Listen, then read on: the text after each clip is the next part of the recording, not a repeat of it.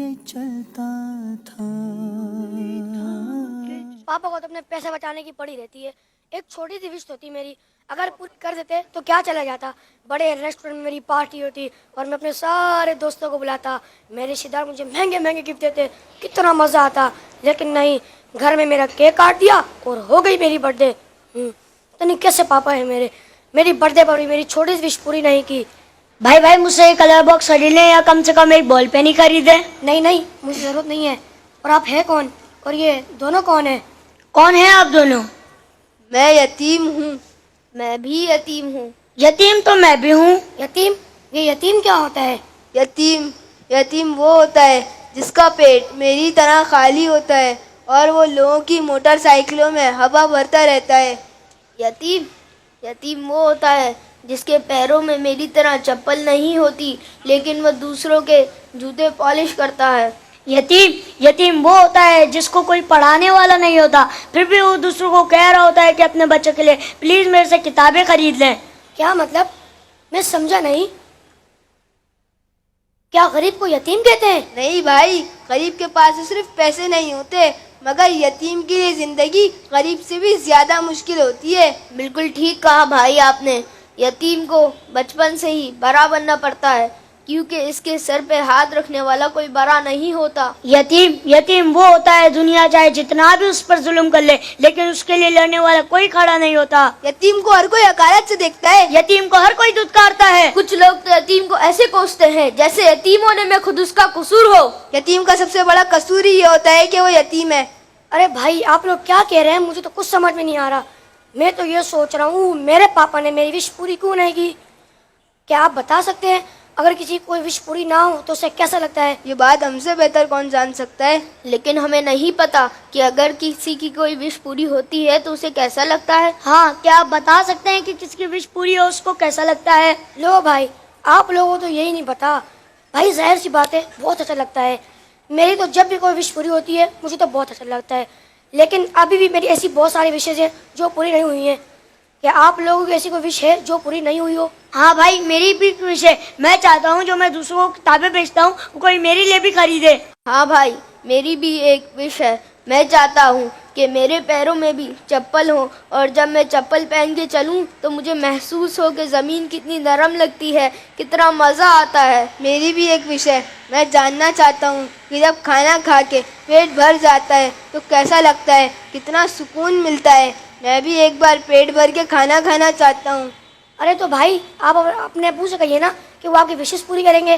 कि आपके पापा भी मेरे पापा की तरह? ओ भाई, अल्लाह का शुक्र अदा करें कि आपके अब्बू हैं। मेरे तो अब्बू ही नहीं। मेरे भी अब्बू नहीं जिन्हें मैं बता सकूं कि मुझे क्या चाहिए या मेरी विश क्या है। अब्बा जान तो मेरे भी नहीं जिन्हें मैं अपनी ख्वाहिशों का बता सकूं। अरे भाई, इसलिए तो हम यतीम हैं। या अल्लाह, ये होता है यतीम। तो फिर आप लोगों की ख्वाहिशात कौन पूरी करेगा? मेरे प्यारे इस्लामी भाइयों, इन बच्चों ने हमारे सामने एक खाका रखा है। सबसे पहले तो मैं यहाँ इस खाके से जो हमें एक दर्स मिल रहा है कि अपने वालिद साहब अपने घर के बड़ों पर इतना प्रेशर न डालें। कौन सा वालिद होता है जो चाहता है कि मैं अपने बच्चे को खुशियाँ ना दे सकूँ, मैं अपने बच्चे की ख्वाहिशें पूरी ना कर सकूँ। हमारे वालिद ने भी बाज़ औक़ात ऐसा हुआ होगा कि उसको कुछ चीज़ें लेनी होंगी अपने लिए, मगर उन्होंने नहीं ली होंगी, उन्होंने हमारे खिलौने लिए होंगे।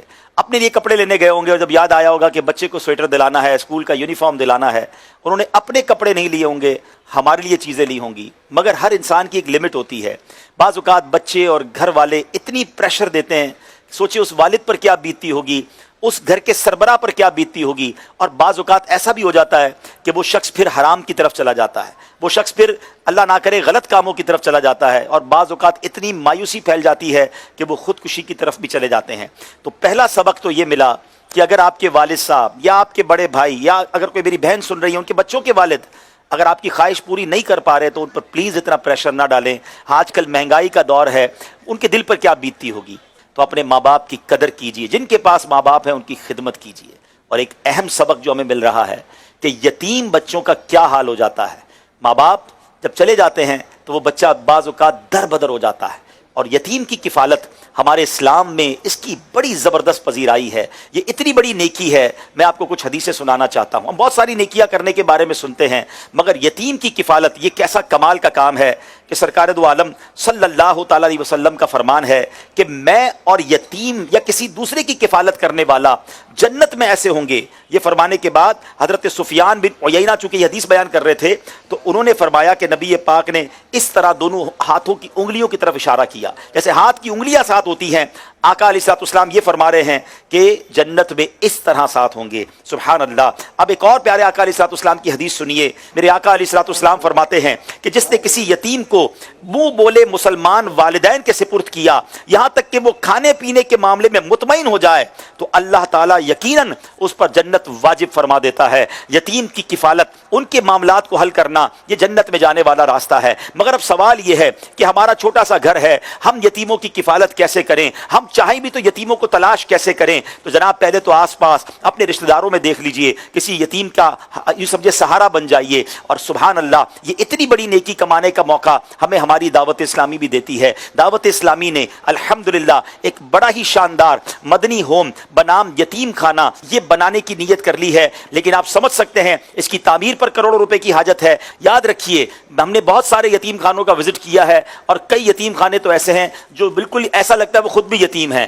بہت برا حال ہے وہاں یتیموں کے ساتھ، لیکن انشاءاللہ اللہ نے چاہا یہ اس فیلڈ میں ایک یونیک ہماری پیشکش ہوگی، ایک یونیک کاوش ہوگی. آپ دیکھیں گے انشاءاللہ کہ ان بچوں کی لاوارث اور یتیم بچوں کی کفالت بھی ہوگی. ان کو عالم دین بنائیں گے انشاءاللہ، جن کو ہو سکا حافظ قرآن بنائیں گے، ان کو ہنر سکھائیں گے، ان کو انشاءاللہ جابز دلوائیں گے. اللہ نے چاہا ان کی شادیاں ہوں گی. ان بچوں کی کفالت دعوت اسلامی کے ذمہ ہوگی. تو اے میرے پیارے اسلامی بھائیوں، آپ دنیا بھر میں جہاں کہیں ہیں یتیموں کی کفالت کے لیے آگے بڑھیے. یہ صدقہ جاریہ والا کام ہے. ہم سب دنیا سے چلے جائیں گے، یہ ہوم مدنی ہوم باقی رہے گا اور نیکیاں چلتی رہیں گی. اور سبحان اللہ، میں نے اپنی زندگی میں ایک چیز دیکھی ہے کہ دعوت اسلامی جو بھی کام شروع کرتی ہے اس کی پھر ایک برانچ نہیں بنتی ہے، پھر یہ انشاءاللہ سینکڑوں برانچز بنیں گی پورے پاکستان میں انشاءاللہ، اور پھر بیرون ملک میں بھی مدنی ہومز بنیں گے. اور انشاءاللہ ان قریب ہم ترکی میں بھی سیرین یتیم بچوں کے لیے، اب تو ترکی میں بھی بہت سارے بچے یتیم ہو گئے ہوں گے، وہاں بھی ہم یتیم خانہ بنانے کا ارادہ رکھتے ہیں. بہرحال یتیم خانے کے لیے، مدنی ہوم کے لیے اسکرین پر آپ اکاؤنٹ نمبرز دیکھ رہے ہوں گے. جو اس نیکی میں